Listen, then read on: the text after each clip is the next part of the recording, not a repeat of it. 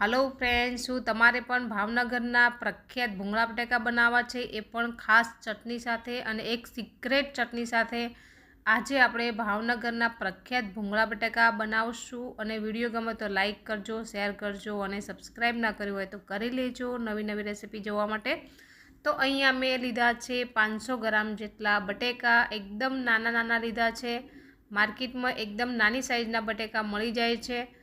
તો અત્યારે નવા બટેકા આવે છે તો બહુ જ સરસ હોય છે અને ખૂબ જ સરસ લાગતા હોય છે। તો સૌથી પહેલાં આપણે બટેકાને ધોઈ લેશું। ધોઈને જ આપણે બટેકાને બાફવાના છે।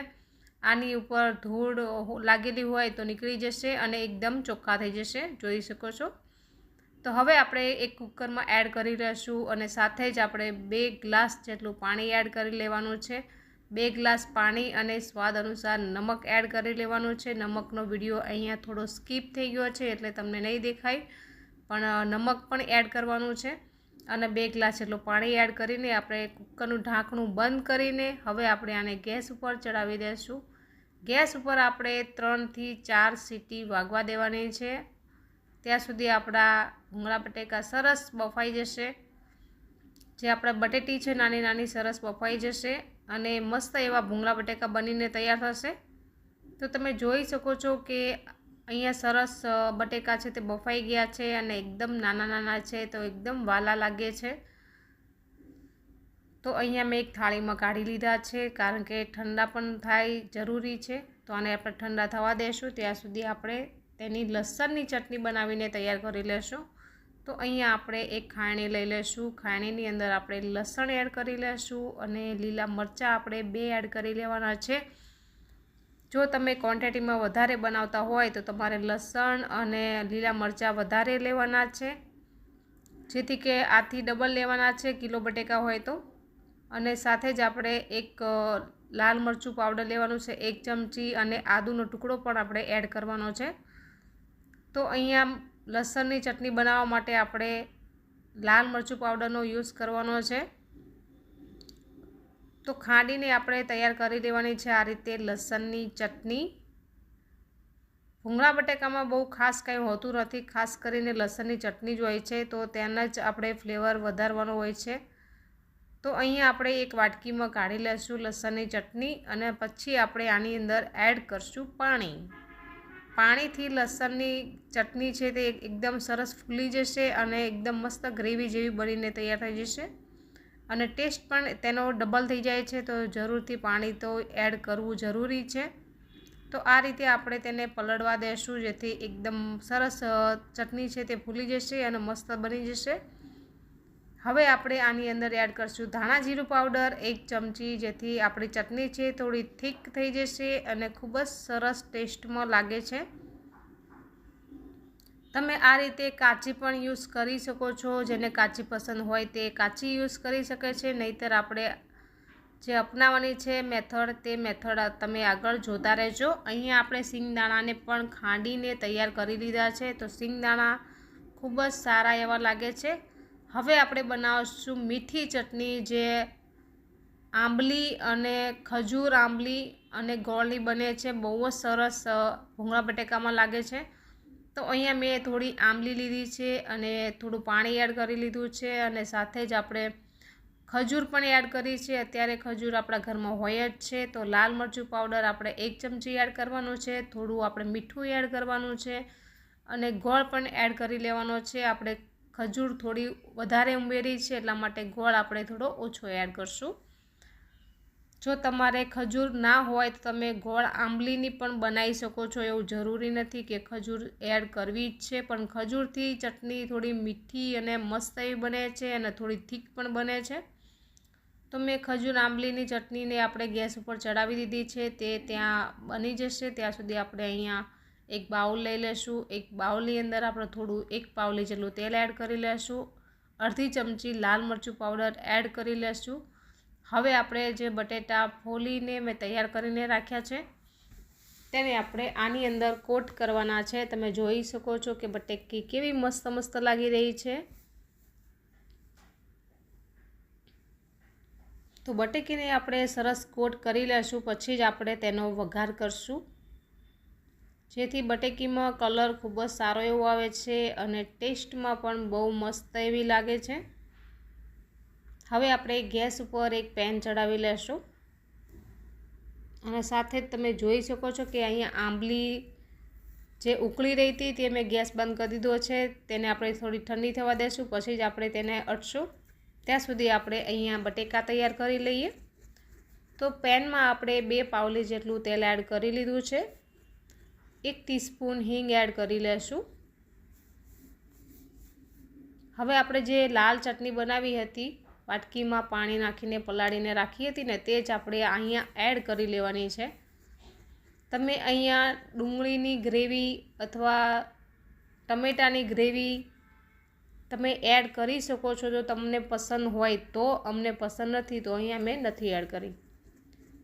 2 મિનિટ આપણે કૂક થવા દેવાની છે ચટણીને, પછી જ આપણે સિંગદાણાનો ભૂકો એડ કરવાનો છે। જો તમને તેલ ઓછું લાગે તો તમે તેલ બીજું એડ કરી શકો છો। તો તમે જોઈ શકો છો કે આ બધી વસ્તુને બરાબર આપણે મિક્સ કરી લેવાની છે। માત્ર 5 જ મિનિટ લાગે છે આ ચટણી બનાવતા। તો અહીંયા મેં થોડું તેલ એડ કર્યું હતું, એકદમ કોરી કોરી લાગતી હતી ને એટલા માટે મેં બીજું તેલ એડ કરી લીધું અને તેને મિક્સ કરી લીધું। ગેસને આપણે બંધ કરી દીધો છે। હવે આપણે બટેટા એડ કરી લીધા છે। બટેટાને એડ કરીને આપણે બરાબર મિક્સ કરી લેશું। બટેટાને આપણે પહેલાંથી જ કોટ કર્યા હોય છે ને તો એકદમ સરસ એવો કલર આવે છે, અને જો કાશ્મીરી મરચું હોય ને તો વધારે સરસ કલર આવે છે। તમે એકવાર છે ને મારી સ્ટાઇલમાં ભૂંગળા બટેકા બનાવીને જોજો, તમને બહુ જ પસંદ આવવાના છે। કારણ કે ભાવનગર તમે આવો અને ભૂંગળા બટેકા તમે ચોક્કસથી ચાખજો તો ચાખજો તે, કારણ કે ભાવનગરમાં ભજીયા તો બહુ ઓછા મળે છે પણ ભૂંગળા બટેકા બહુ જ મળે છે। તો આપણી બટેટી તૈયાર થઈ ગઈ છે। અહીંયા મેશરની મદદથી આપણે જે આંબલીની ચટણી છે તેને આપણે મેશ કરી લેવાની છે। જો તમારે આ રીતે મેશ ના કરવી હોય ને તો તમે એક મિક્સર જારમાં એડ કરીને તમે બ્લેન્ડ કરી લેજો તો પણ સરસ થીક થઈ જશે આપણી ચટણી। તો અહીંયા મેં મેશરની મદદથી તો આપણે ચટણીને સરસ થીક કરી લીધી છે। હવે આપણે અહીંયા ગાળી લેશું ચટણીને। તો અહીંયા કાણાવાળી છન્ની છે મારી જોડે, તો હું હંમેશા ચટણી આની અંદર જ ગાળું છું, પણ ઠંડી થઈ જાય પછી જ ગાળવાની છે, કારણ કે આપણું જે પ્લાસ્ટિકની છન્ની છે ને એટલા માટે એકદમ ઠંડી થઈ જાય પછી ગાળવાની। અને તમારી જોડે સ્ટીલની છન્ની હોય તો તમે તેમાં પણ છાળી લેજો। એકદમ મસ્ત ઘાટી એવી બની છે ફ્રેન્ડ્સ, તમે જોઈ શકો છો। હવે આપણે ગેસ પર ફરીથી એક કઢાઈ રાખી દઈશું અને ભૂંગળા તળવા માટે તેલ એડ કરી લઈશું। તેલ થઈ જાય એટલે આપણે ભૂંગળા થોડા એડ કરી લેવાના છે। જેટલા સમય એ પ્રમાણે એડ કરવાના છે, બહુ વધારે એકસાથે ના એડ કરતા, નહીંતર તેલ કરતાં ભૂંગળા વધી જશે અને ઝારામાં પણ નહીં આવે। અને ફટાફટ આ રીતે કાઢી લેવાના, નહીંતર ભૂંગળા છે તે તરત જ બળવા લાગે છે। તો આ રીતે સરસ તેલ નિતારી લેવાનું છે, નહીંતર ભૂંગળાની અંદર પણ તેલ ભરી જાય છે। તો નિતારીને સરખું નિતારીને જ આપણે ભૂંગળાને આપણે બીજી થાળીમાં એડ કરી લેવાના છે। તો ચલો ફટાફટ બીજા પણ આપણે તળી લઈએ। અને આ સફેદ ભૂંગળા ભાવનગરમાં જ મળે છે, બાકી બીજા મેં જઈ જોયા નથી, કારણ કે હું ઘણીવાર બાવળા જોઉં છું તો ત્યાં મળતા નથી વ્હાઈટ ભૂંગળા।